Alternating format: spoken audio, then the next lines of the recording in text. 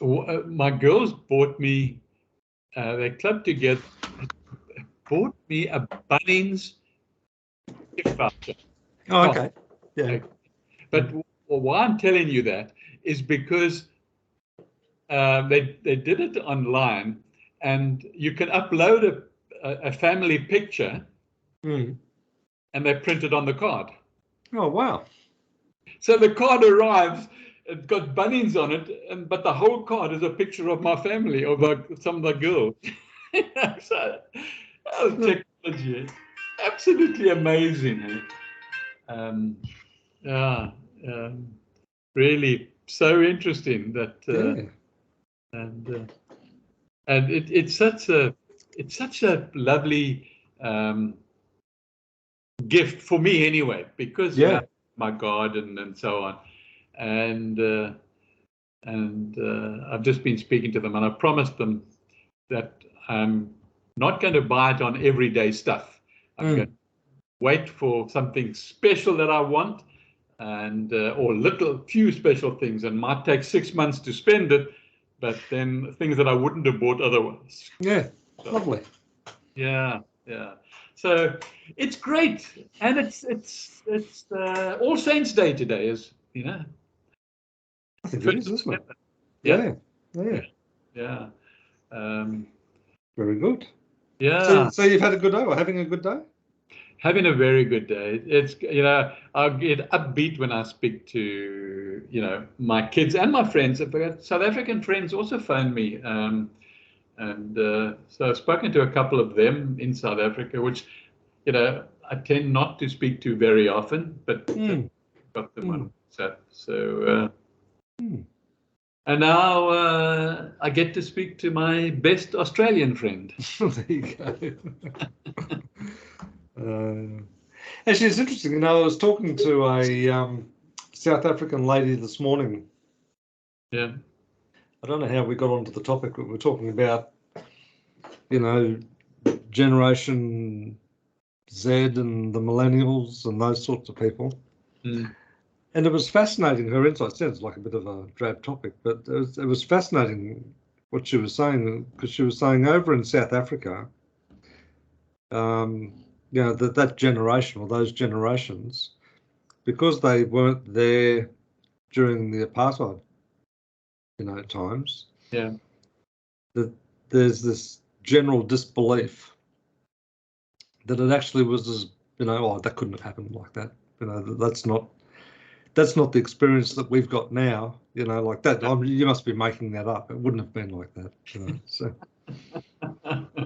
And isn't it fascinating how, like, within a generation, they rewrite history, so yeah, as quickly as that, just incredible. Yeah, about 25 years now. Yeah. Yeah. Yeah. Yes, it is interesting. Because you look back sometimes, like, at history, and you think, oh, World War One, it was like, all the rhetoric after the war is like, we can never let this happen again, and we'll create, the League of Nations, and this can never happen again. And literally, what was it, 5 years later or something, World War II's into it, So yeah, absolutely. And it's such an interesting topic, Don, because obviously it's on all our minds at the moment, is what's happening in Russia, Ukraine, and in Israel, and the Hamas. Well, even in a well, not so much less violent, but for me, even like the referendum vote. Yeah.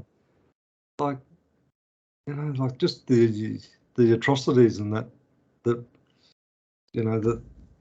those First Peoples experienced, and how that didn't even factor into the thinking somehow. It's just kind of, I think anyway, strange, really strange. But, yeah. It is, and it's such a different journey to the South African journey. Okay. I mean, both countries had people from the European background come and take control, and And so, yeah, we were over breakfast this morning saying, Sue and I wonder how the name, for example, New South Wales came about, you see? Yeah.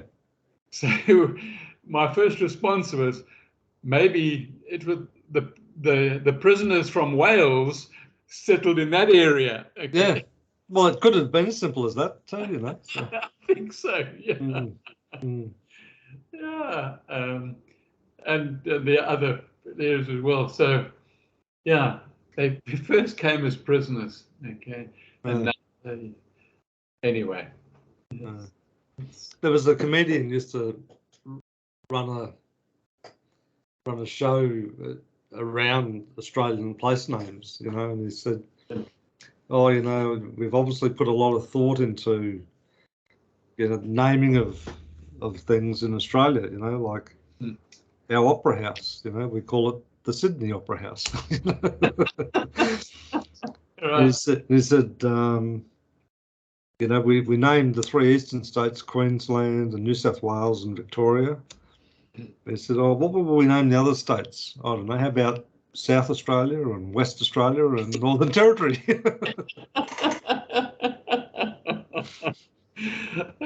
Probably Victoria was probably also prisoners. Probably, you know. Yeah. Oh, we've just built this iconic bridge in Sydney. What do you think we should call it? Oh, no, how about the Sydney Harbour Bridge? Yeah. That's interesting, hey? Interesting. Yeah. So what have you been thinking about this week? Kind of. It's been a bit, I wouldn't say wishy-washy. It was sort of more around.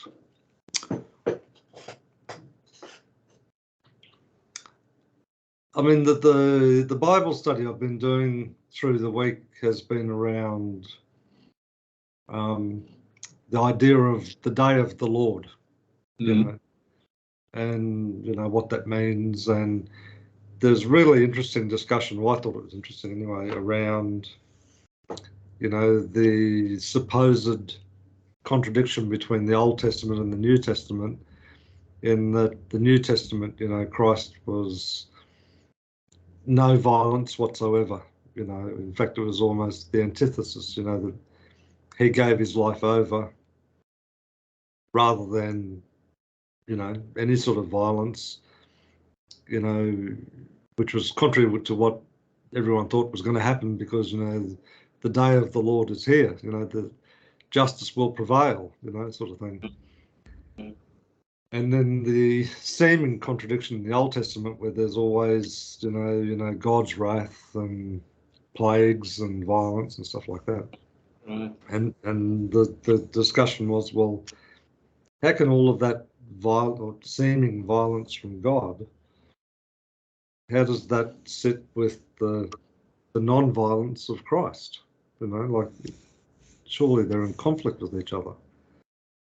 But it's interesting because when you go back and actually look at the narratives, you know, like when a plague comes or whatever, the narrative actually says, you know, God takes responsibility for, you know, what's happened or about to happen. But you look at the narrative, and the narrative says, and God hands it over to, like, the destroyer. You know, so it's not God delivering, you know, the outcome. It's this, you know, dark, you know, angelic, you know, creature that delivers it. So, and the very fine but important nuance is that it's the old action and consequence. So if you do something, then the consequence of that is that, you know, something will happen. Right. So if you look at the non-violence of Christ, the violence that was delivered against Christ was delivered by humans, by people. And similarly in the Old Testament, a lot of the violence, like in terms of the invasions of the Canaanites or the Egyptians or whatever, and all the slaughter that happened, it was actually humans that were doing it, not God. So it's sort of almost like you do something, there will be a consequence. And the first reaction is when people read it, is say, oh, well, this is God's justice. But in effect, it's almost a little bit like the notion of karma, you know, that there's always a consequence for action. So if you do something bad, then usually there's a bad consequence, you know, if you get arrested or go to jail or whatever. And then the nuance is, oh, well, has God done that? Oh, well, I don't know. Who actually did the action? Was that you? Yeah. And the consequence that followed, where did that justice come from? Oh, well, that was the legal system and the police and the courts. Oh, okay. So did God do that? Well, maybe. You know, so the line of discussion was really, well, they're not in conflict with each other. It's in perfect harmony with each other. Because when you look at how this, you know, God's justice is delivered, it's normally delivered through people. It's not as if there's lightning bolts coming down from heaven, you know, frying people. It's things that inevitably happens to people. And the exception to that is like with plagues and floods and stuff like that. But when you read the narrative, it's usually, I'll hand you over, you know, it'll be handed over to the destroyer. So it must be some sort of angelic being that does that, you know. So yeah, don't you think Jesus Christ was the epitome of the solution? Absolutely. Yeah. Solution, okay. Just in he didn't try. You know, you mentioned, you know, if you commit a crime, you go to jail. Okay? There's violence. Okay, the first person, and then the next thing he gets put in jail, and that's violent. Okay, but Jesus didn't try and save himself. Okay? Well, he handed himself over, didn't he? Basically, yeah. Yes. He didn't. He didn't try and resist in any way, because, and that's what the solution is for the world. Okay? Is to have, what did we say last week? We said sort of community. Okay. Yeah. And you know, you've got to tolerate the good, the bad, and the ugly within the community, and not necessarily hate or detest or argue against or fight people you don't like. Okay. So I think Jesus, from that perspective, you know, forget about, you know, the important aspects of, you know, 40 days and nights in the desert, and, you know, talking to God and things like that, that, you know, we can learn a lot from. Just the mere his existence of not resisting those Romans. It was the complete opposite of what people were expecting. You know, here's our savior. He's going to deliver justice. Yeah. You know, these people are really in for it. And it was the opposite in terms of their expectation. Yeah. Not opposite in terms of the way justice was delivered, for sure. You know, I mean, it was completely and perfectly effective. Yeah. So,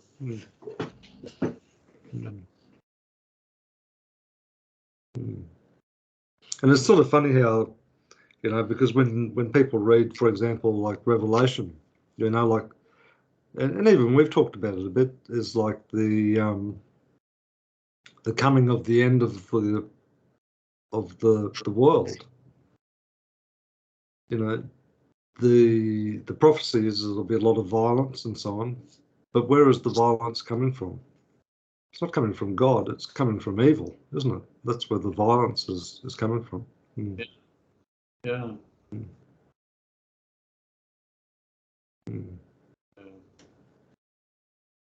It's a fascinating topic, but anyway.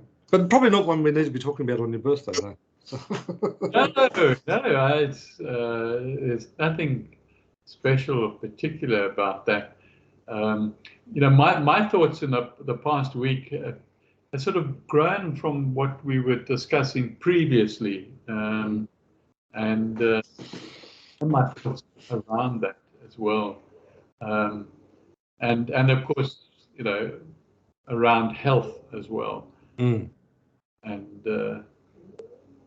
so. Let me read you something, because I don't think we have talked about this. While you get that out, I'm just going to grab a glass of water here. Okay. Yep. So this is a thing called a principle and foundation from Ignatius. Okay. Okay. So, and it's really like it's almost like a purpose statement, I suppose. And he says, human beings are created to praise, revere, and serve God our Lord, and by means of doing this to save their souls. Mm. The other things on the face of the earth are created for human beings to help them in the pursuit of the end for which they are created. From this, it follows that we ought to use things to the extent that they help us toward our end, and free ourselves from them to the extent that they hinder us from it. Now, then this next statement, which really goes to the point of health and that, I found really interesting. It says, to attain this, it is necessary to make ourselves indifferent to all created things, in regard to everything which is left to our free will and is not forbidden. Consequently, on our own part, we ought not to seek health rather than sickness, wealth rather than poverty, honour rather than dishonour, a long life rather than a short one, and so on in all other matters. Rather, we ought to desire and choose only that which is more conducive to the end for which we are created. Now, isn't that an interesting idea? So we ought not to seek health rather than sickness, wealth rather than poverty, honour rather than dishonour. So I think what he's sort of saying there is that, okay, if I'm sick, don't fight that in the sense of I must be healthy, because that's in effect your will rather than God's will. You've got to think about it for a while because it's so counterintuitive. So if I'm poor, I shouldn't covet wealth as the solution. What I should do is accept what I have at the moment, in effect, and put your trust in God in the sense that He'll provide for me. Yeah, there are a whole lot of mixed messages there. Aren't there? So, why did you get ill in the first place? Okay. Well, that's the thing, isn't it? God didn't strike a thing down from heaven like the war you're thinking about. God had nothing to do with it. No, it's normally as a result of poor choices that you've made. Yeah, poor decisions or bad nutrition or whatever, or you caught a virus that was going by and your body couldn't deal with it. And that part, I think it's because we are here because of divine grace, okay, that we're actually living here, that we need to look after these bodies that house our soul, okay? That divine link. And so to be mindful of what we eat and how we look after it, exercise, all of those things, isn't it? Yes, it is. But where I agree with you, that's why I said there are mixed messages coming through, is, Now you're unhealthy, or you're ill and you want to get better, so you take a pharmaceutical drug that takes away the symptoms, and you perceive yourself as being better, okay, and healthy. That I don't agree with that. I'm 100% with you, because in many respects, taking that drug, that pharmaceutical thing, is you could almost argue that it's a continuance of what got you to where you are. Yes, yes, absolutely. So, but to now find out, what your body needs, in order, the simplest things that your body needs in order to keep this soul container in its maximum health. You research and you find out what it, and you eat that stuff. So that's important. But now it brings another thought along with that, that you just read, and that is, there are different aspects to us, as you know, and what we've just been talking about is our physical aspect, okay? But we also have, as you know, and we talk about it a lot, we also have a mental and a subconscious aspect, besides other aspects we can also mention later.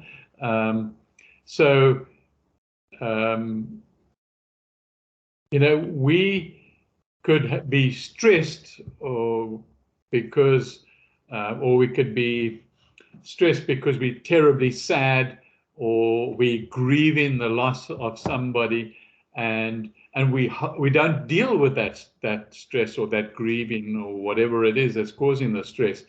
We hold on to it, and we keep thinking about it, okay?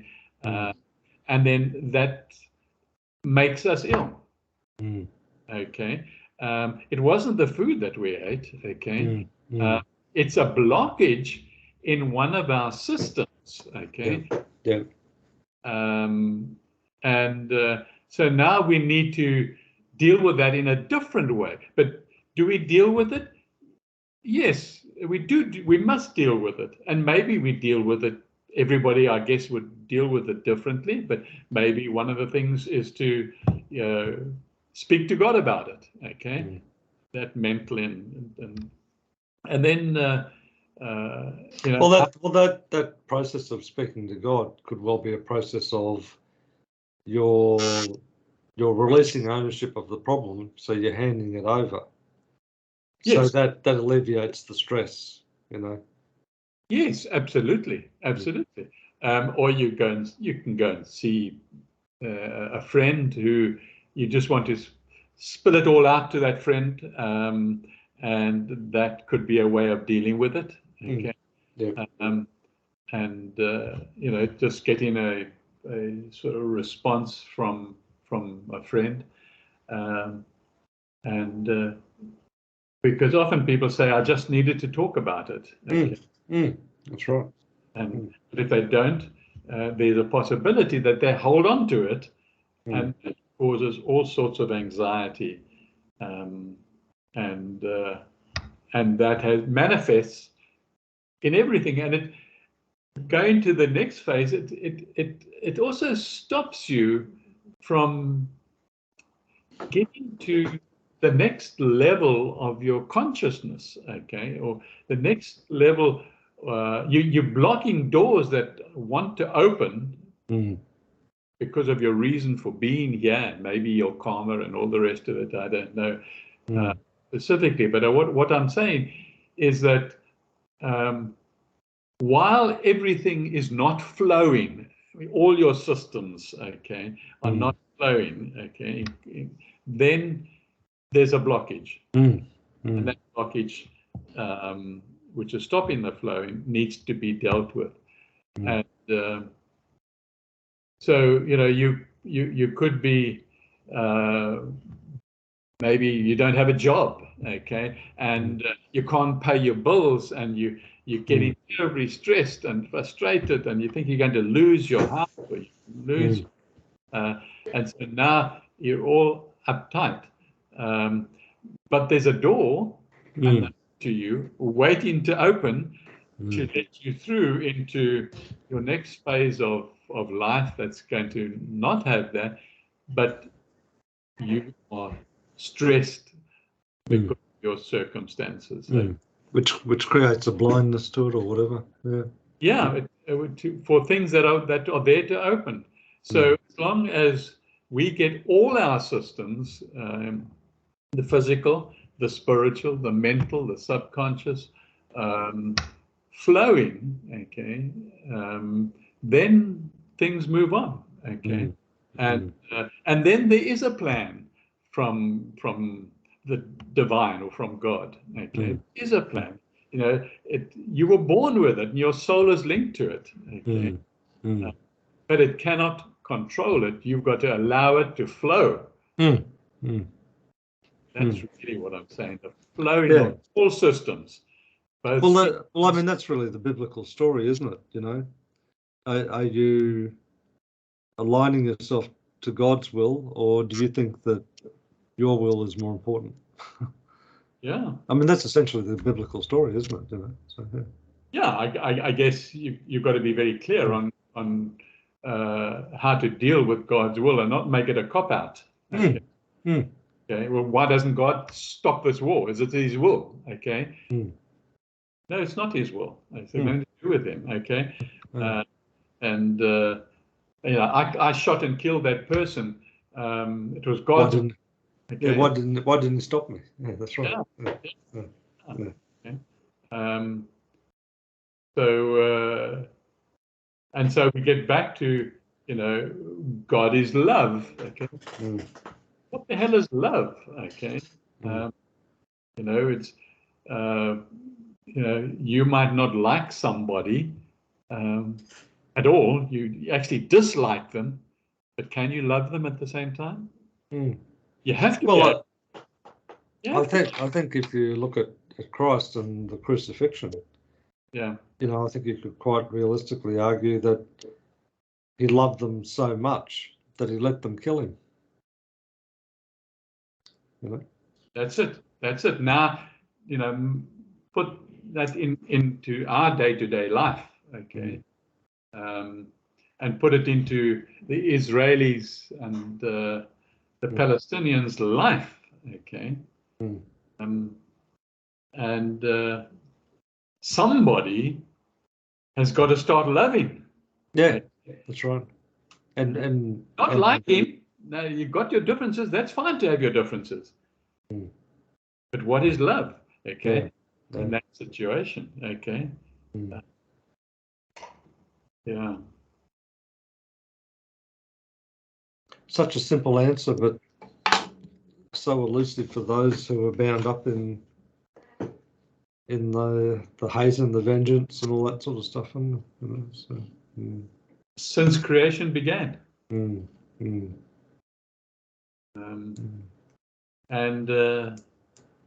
you know, we've been given all these millions of years of different civilizations to try and work it out.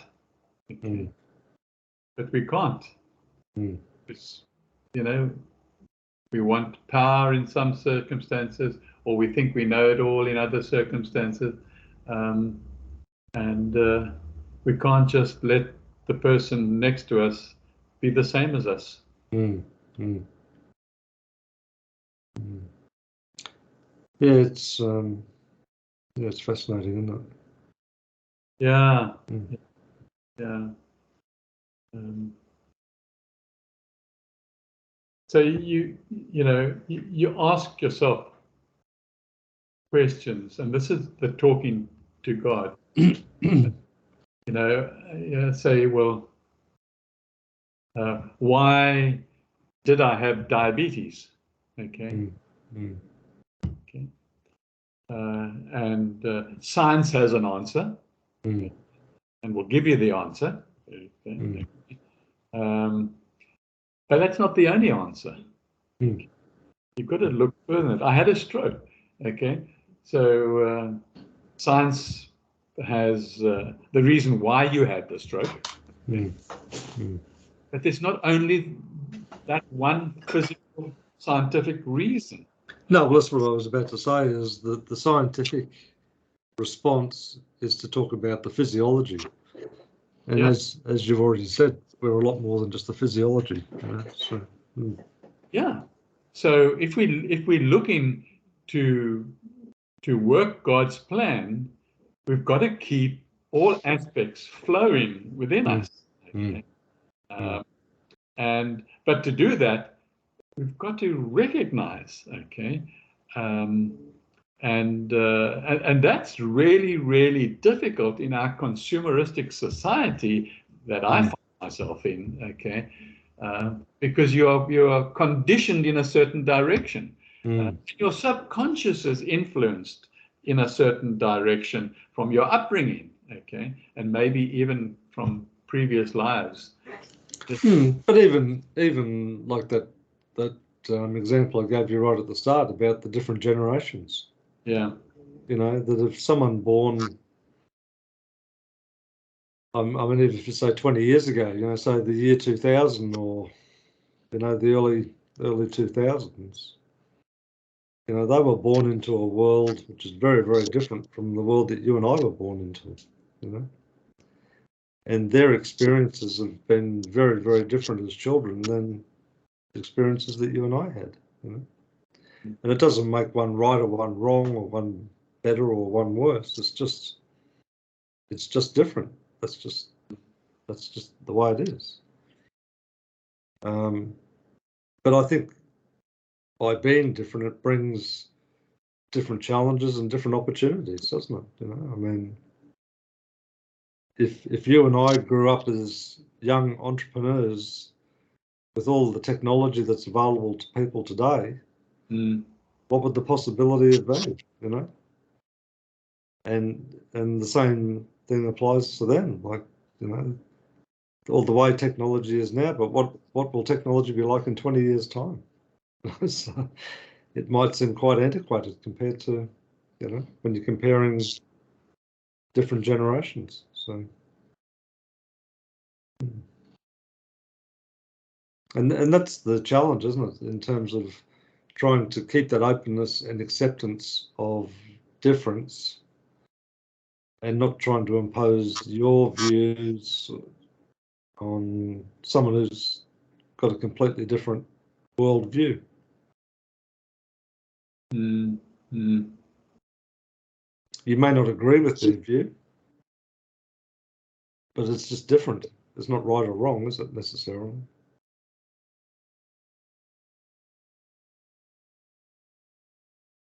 Yeah.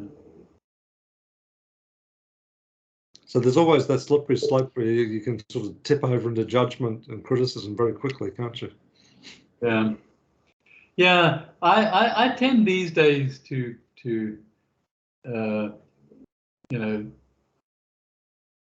think about the answers for myself, okay? Because I think if I come up with the answers for myself, I've come up with the answers for humanity, okay? And it's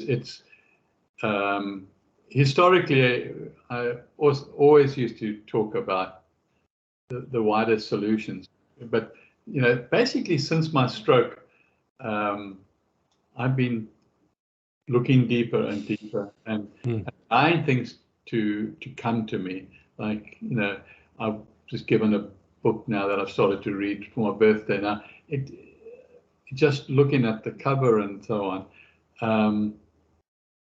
and the forward of it, it's absolutely. I just sense I've got the feeling it's the book I've got to read. Okay, and it's written by a doctor who this year, 2023, is alive and is 102 years old. And she was the one generally that started holistic medicine. Okay. So once I've read the book, I'll discuss it with you. And talk about it, because she says to heal, most people can be healed without any physical intervention. Okay. So I'm really, it's the right thing at the right book at the right time for me. Okay? Yeah, no, for sure. My thinking, you see, so it's being delivered to me. Okay. However unimportant, it's arrived, and it's a book that I want to read. And I just feel it's fitting into my questions of why,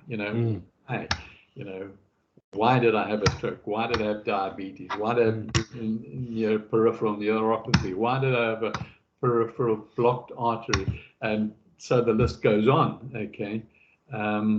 If I can get to those answers, okay, I know those are the answers for humanity. I was listening to this, well, I guess it was kind of like a blog, and this guy's actually a pastor, but he was talking about a conversation he had with his like 2 or 3 year old child. They were out in the backyard. I don't know whether I've told you the story before. No. And so they're out in the backyard, and the little boy is looking down at this slug crawling across the ground, and he says, "Dad, why is it? Why is it going?" And he says, "Oh, do you mean where is it going?" He says, "No. Why is it going?" Is it like, he's sort of interpreted the question as, well, why does it even exist? It's like, yeah. And he says, "Oh, well, I was thinking about the answer. What answer can I give him to tell him about the universe and stuff like that?" And he said, and of course, his attention span had moved on. It's like, like, oh, let's spit on it.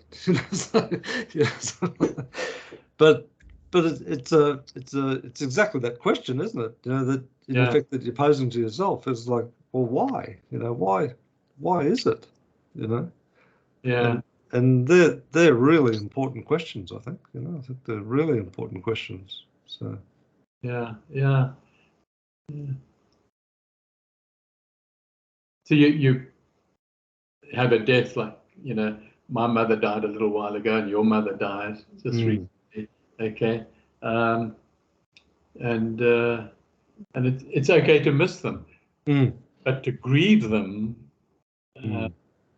is a blockage. And to talk about the fun that you used to have together, and rejoice in those joyful thoughts are absolutely great. Okay. And it's allowing things to flow. Okay. Yeah, it's a fine line, isn't it? Because one of them is sort of like clinging, whereas the other one is, as you say, just letting it flow. Yeah, and just no harm in talking and remembering all the fun things. But as soon as it's a grief, it's a personal blockage. And you don't know what it's going to block. You don't know how that blockage is going to manifest in your. It's so true. Yeah, so true. That's so true. Last week I told you that I'd had the blood test results and the poo and the urine results. Okay. I don't know if you recall. And everything was absolutely normal. Okay. I mean, everything, all the different kidney tests and they were all acceptable levels. I asked myself why. Okay.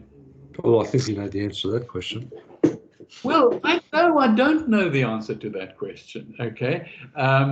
Because if I think I did, I think there's a problem. Okay.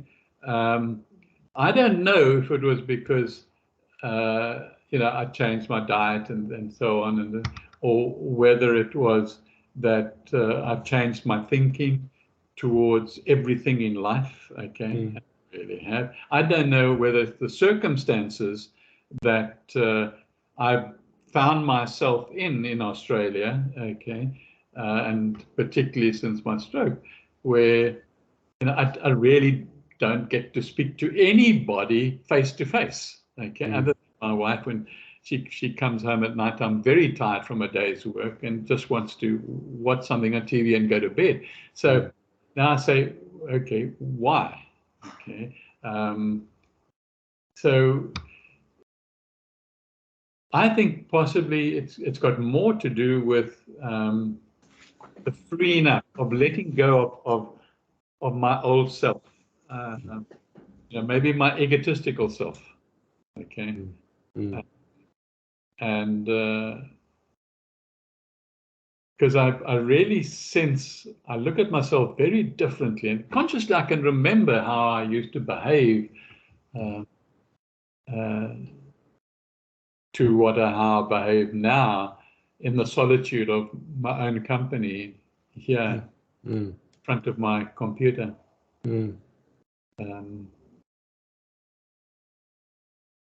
Yeah. So would you say that you contemplate things differently or more, or what's the change for you? Yeah, it's a powerful question. I definitely contemplate differently, okay, and contemplate not on a routine or something, more ad hoc, okay. I contemplate on just something that is spontaneous, okay. I maybe read a phrase and I think that is so interesting. It's just the phrase, and so then I would just think about the phrase, okay, and then depending on the phrase and depending how long I was thinking about it, I might really show gratitude towards divinity, towards God. Okay. So thank you for bringing that to my notice. Okay, that is so interesting. Okay. But it's genuine. Okay.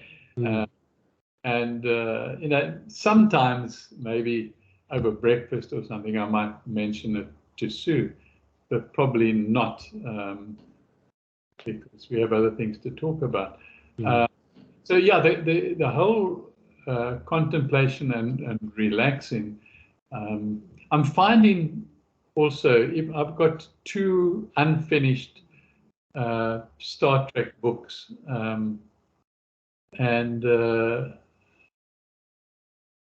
I just I somehow have lost interest in that. Okay, and when this book was given to me for my birthday now, or we have a little celebration. I don't know if I've told you, but basically we each celebrate our birthdays 7 days before our birthday and on our birthday. So we give each other a little present for 7 days before our birthday. Okay.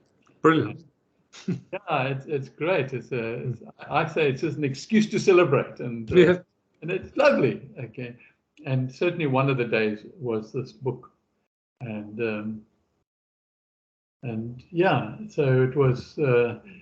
I contemplate and think about that, and also I like it when somehow your subconscious comes through. That's a difficult one, okay? And I don't know if I can actually give you an example, because your subconscious is made up of just stuff that you're not conscious of. Okay? Okay, but it dictates your behavior. Okay, you know, so, but somehow things just happen. I say, where the hell did that come from? Okay, and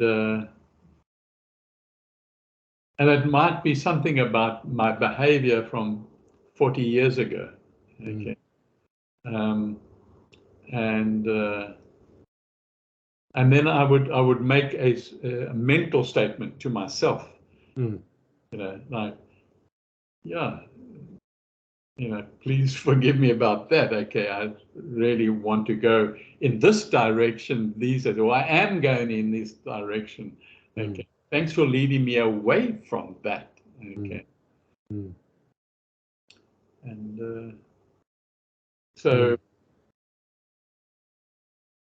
yeah, so definitely to answer your question, I have changed in the way I contemplate, and I still do more mentally now. Before, I used to sit in the garden and chant. Okay, I now do it more mentally, sitting in a chair perhaps, and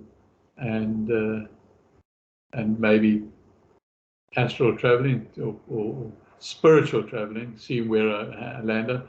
Although also it doesn't interest me that much at this moment, this year, at the moment. But I think it's important, as you say, that by being in flow, you just have this openness to see what shows up and where it takes you, isn't it? Really? Yeah. And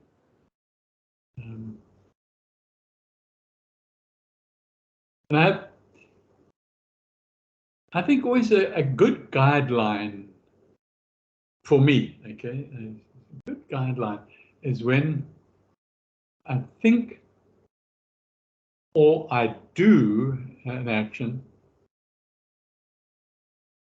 and I really feel good. Okay.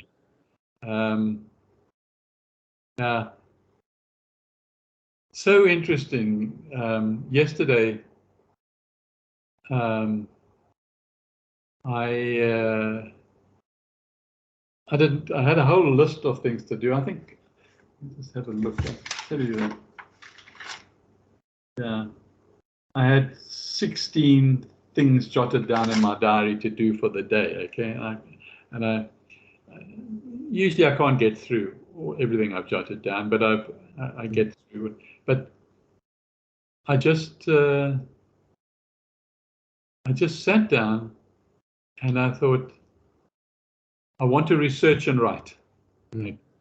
So it wasn't on my list. Okay. So I said, okay, what do I want to research? Okay.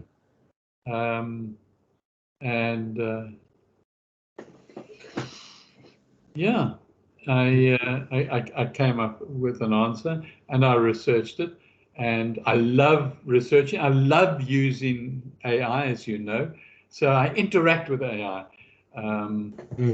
By far, the superior of the 4 AIs that I have access to is ChatGPT 4. It is quite powerful, isn't it? It's because I can talk to it like a friend. Okay, and that's what I do. I don't pretend that it's an AI, so I'm polite to it. Not that it makes any difference to it. I know that. Okay, but it makes a difference to me. He's my friend. Okay, and now I'm on to, and he'll come back and say, "Hi, Michael, that's really a great idea. It'll probably do well in your Get Set Up classes." Okay. Really? So yes. Yeah. Okay. Yeah. And I know you're a senior and you like senior health, you would tell me. Okay. So I think you're onto a good thing on this topic. Okay. So we interact with each other, and I just love it to bits. And so what I did was I wrote the article, and then I asked him to create an email promoting the article, which I didn't like. I said, I don't like your email. I'm going to write it myself. So that's great, you replied. That's fine. Okay. And which I then did. And yeah, and it went out, I think, yesterday, or maybe the day before. Are you on my database or not? Oh, yeah. I don't think I've seen that one, though. But it would have come out in the last day.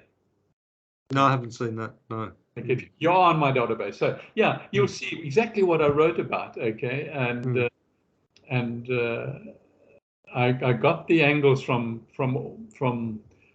all directions, and the same happened this morning. I thought, this is my birthday. I know that I'm going to get non-stop phone calls from my children as they wake up, and my brother and my sister. Yeah. And so. So what can I do? So I started writing that. And the one thing that I've been aware of is this peripheral neuropathy in my foot. Okay. Just odd times, maybe once or twice a week, I get this pain just appearing somewhere on my foot. Okay. And usually when I'm sleeping. And so I thought, let me find out exactly what it is. Okay. So that's what I did today. I haven't finished it. I've sort of put things together, but it's got to be personal. So I've got to take all the facts that I can find and relate it to me. And inevitably, it comes down to the flow of your blood. Okay. And that's what my website's about, and that's what I focus on largely is healthy blood. Yeah, because I guess as you well know, if there's a blockage, then things happen, don't they? Yeah.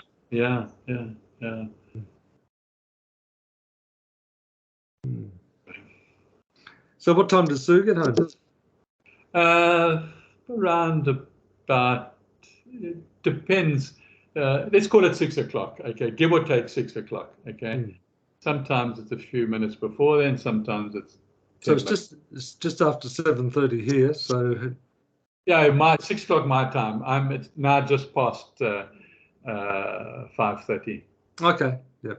Oh, that's not too far away. Yeah. So what's your time now? 2 hours away difference, eh?